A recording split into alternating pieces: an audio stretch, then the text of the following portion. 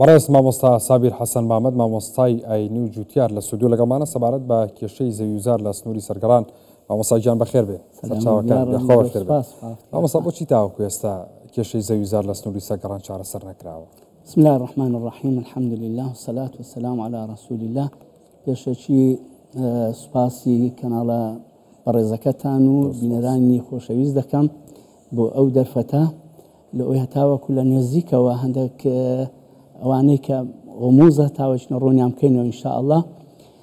تەبعاً کێشەیمە کێشەکی هەنووکەیی نییە، کێشەیمە لە ساڵانی شێستەکانەوە بە تەحلیل لە 63ەوە ئەمە ئەو کێشەمان بەردەوامە. بەڵام واز لە مێژوو بین ئەوەی دوور و درێژە بگەڕینەوە سەر ئێستاکە. ئێستا ئەمە لە پەرلەمانی عێراق ئەو بڕیارەی مەجلیسی قیادە سەورەواتە ئەنجومەنی شۆڕشی عێراقی هەڵوەشاندراو کە ئەو بڕیارەیان هەڵوەشاندەوە. بەڕاستی ئەوە جێی دەستخۆشیە لە هەموو پەرلەمانتارەکان، سوپاسیان دەکەین و لە سەروی هەمویانەوە جێگیری سەرۆکی پەرلەمان دکتۆر شاخەوان عەبدوڵڵا تەبعاً جوهودێکی باشی کردی، الحەمدوللا دەستخۆشی لێ دەکەین و دەستخۆشیش لە هەموو ئەندام پەرلەمانەکان دەکەین و ئەوانەی کە توانیان لۆبی لێ دروست بکەن و توانیان دەنگەکە بەدەست بین الحەمدوللا. اینجا ئەوە هەڵوەشاندنەوەی بڕیاری مەجلیسی قیادە سەورە واتە گەڕانەوەی ئەو زەویانەی کە لە کورد داگیر کراوە. بەڵام عیبرەت لەوەی نییە کە ئێستا بڕیارەکە دەسوێت، عیبرەت لە جێبەجێکردنەکەیت. مامۆستا بۆ ناکرێ، ینی بۆ ناکرێ.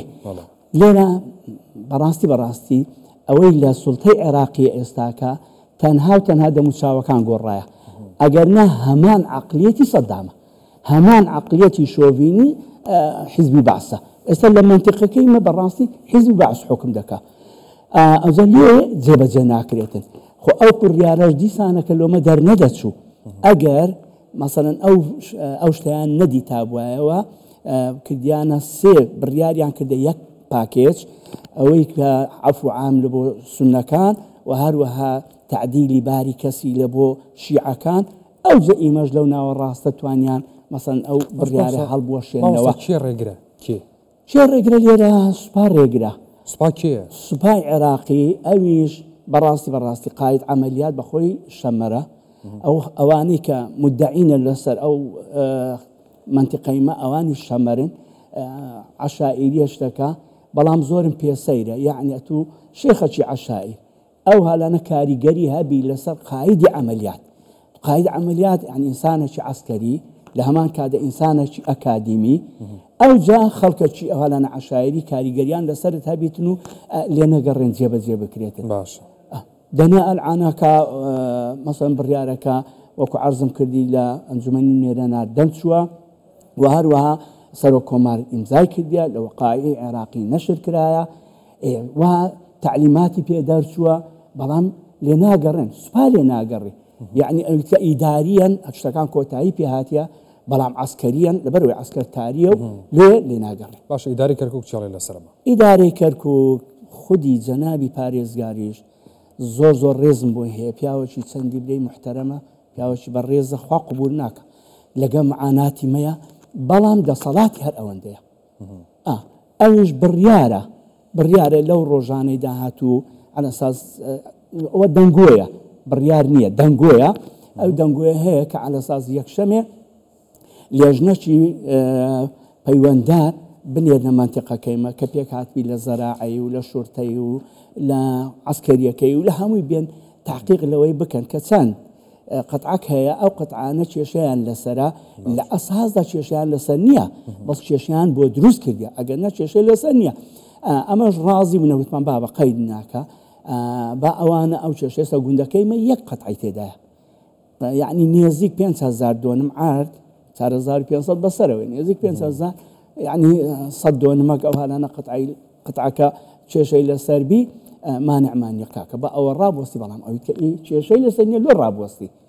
ئەویان تێکەڵ کردیە، بەڕاستی تەسەیوس کرایە، بە سیاست کرایە شتەکە. باشە مامۆستا داواکاریتان لە چی هەیە بۆ چارەسەرکردنی؟ ئەمە داواکاریمان یەکەم لە حکوومەتی هەرێمی کوردستانە کێشەیمە ئەوانەی هەتا ئێستا کە دەکرێت کاک محەممەدەوی بەنجکردنە، بەڵام ئەگەر بمانەوێت کێشەکە بە کۆنکریتی چارەسەر بکرێ یەک حەلی هەیە، حەلی دووەم نییە. حلەکەش ئەوەیە پێشمەرگە بگەڕێتەوە ئەو سنوورەی ئەوە دەکرێت لۆبی لۆ دروست بکرێتن لۆبی لۆ دروست بکرێتن هاوپەیمانان تێبگەندرێ کاکە ئەوانە بەو عقلیەتە تەعامل لەگەر ئەو خەڵکەی دەکەن ئەنگۆ وەرن حەقیقەتەکەی ببینن با پێشمەرگە بگەڕێتەوە ئەو سنوورەی لە دەوزێ ئەو سنوورە بە عسکەر لەوێندەرێ سەحب کاتەوە دوای ئەو لیوا مشتەرەکە هەیە لەوێندەری ئەمە کەیف ماخۆش بۆ ئەو لیوا مشتەرەکە دێتە وێندەرێ زیمامی ئومور دەگرتە دەستی بەڵام بەداخەوە تاوەکو ئێستا هیچیان بەدەستنی ئەوانیش بەش مامۆستا یعنی تۆ بڕیارەکە با بڵێن لە پەرلەمانەوە دەرچوو بێتە ئەنجومەنی وەزیران سەر کۆماری ئیمزای لەسەر کرد بێت یعنی نوێنەرانی کورشەڕیان بۆ کرد بێت و ئەوە ئەمە زیاتر لەسەر حکوومەتی عێراق نییە کە ئەمە بکە ئەمە دەزانین ئەمە هێزی خۆیەتی بە بڕیارەکە توانێت بیکشێنێتەوە کاک محەممەد ئەمە چ لە حکوومەتی عێراقی بکەین ئەو ڕۆوەعدەکە دەداتێ سبەینێ کەئەنەه ئەو نییە يعني احترامي توقيع خوي ناقري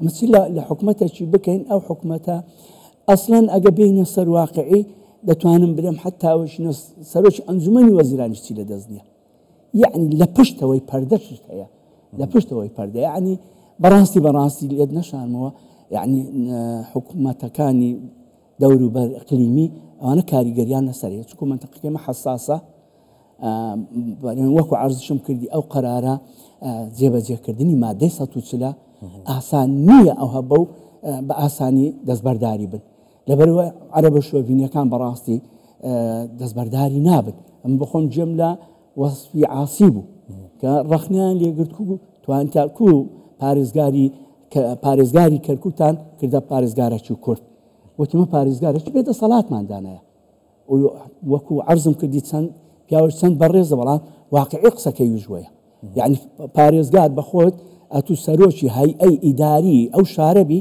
نەتوانی یعنی سوپای لەوێندەرە سەحەبکەی و لۆجەیەکی دی نەتوانی ڕێگە بە جوتیاران بدەیت کە بەرهەمی خۆیان ئەمە جاران گلەیمان هەبوو دەمانگۆ ڕاکان زبوریە لێ ناگەڕێ ئەمە یعنی جەلگەکانی خۆمان بچێنین بەڵام ئێستا دەرکەوت خۆ ڕاکان زبوری نمایە لە سەردەمی ڕاکان زبوری تۆشمان دەکرد و دوور نەشمان دەکرد و يعني فلاحەتی خۆمان دەکرد بەڵام ئێستا کە پارێزگارە دیسان دەرێمە پیاوەکی زۆر چاکە واللهی شاهدی لێ دەم پیاوەکی باش بەڵام دەسەڵاتەکەی فەقیری ئەوەندەیە یعنی لێ ناگەڕێن سوڵتەکە لە پشت پەردەیە نەک ئەوەی کە لەسەر مێزە بەڕێز مامۆستا سابیر حەسەن مامەد مامۆستای ئاینی و جوتیار سوپاس مامەدەمونی بەڕێستا سپاس بۆ ئەو دەرفەتە و سپاس مامنون